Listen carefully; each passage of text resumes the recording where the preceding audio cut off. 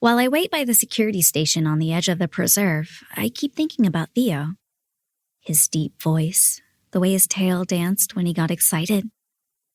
I hope I'm more interesting this time. Soon a truck drives up the isolated road that leads to New Eden, the muffler spitting as it approaches. By the looks of it, it's probably 15 years old with 250,000 miles. A few exterior parts have been replaced over the years, and what's left has seen better days. The truck comes to a stop in front of the compound. When Theo gets out, a burst of thrill shoots through me. It's been years since anyone picked me up for a date. I watched through the window as he talks to the guard, a big reptilian, who then radios through to us on the other side of the heavy steel door. "It's Mr. Atlan, here for Celeste."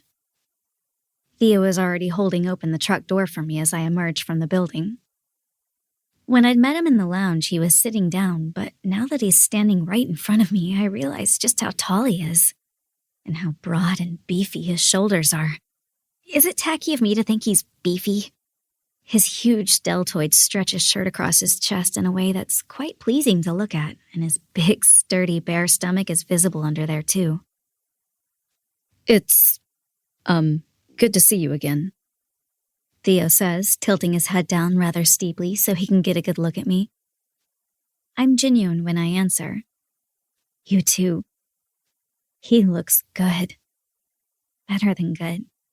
He's like a lava cake spilling over with delicious dark chocolate.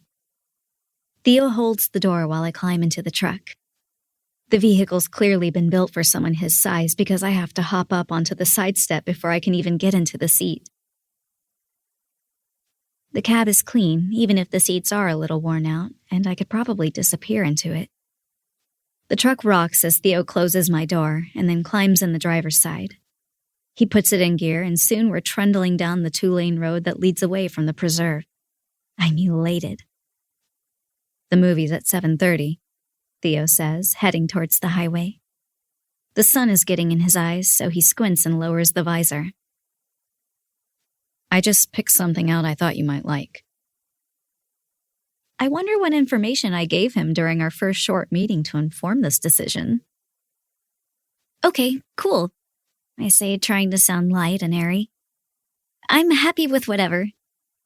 I do my best not to fiddle with my hands while the truck motor's on. I'm curious which movie he's chosen and what it means about his first impression of me. Again, that awkward quiet falls. Theo's big hands squeeze the steering wheel, his brow furrowed like he's thinking hard. I wonder what internal monologue has him so concentrated. Is there something he wants to say but isn't saying? Time passes and still nothing. "Do you want to put on some music?" I ask, hoping that it might help fill the silence. Theo jolts at the sound of my voice. "Oh, sure."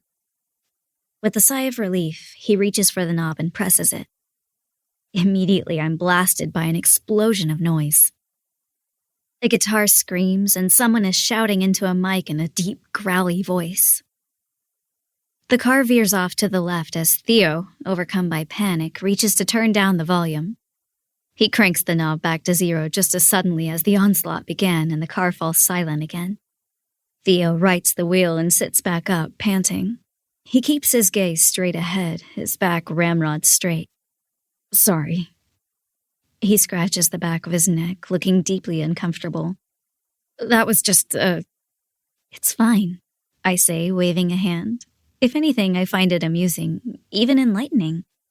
So when he's alone, Theo likes to listen to death metal?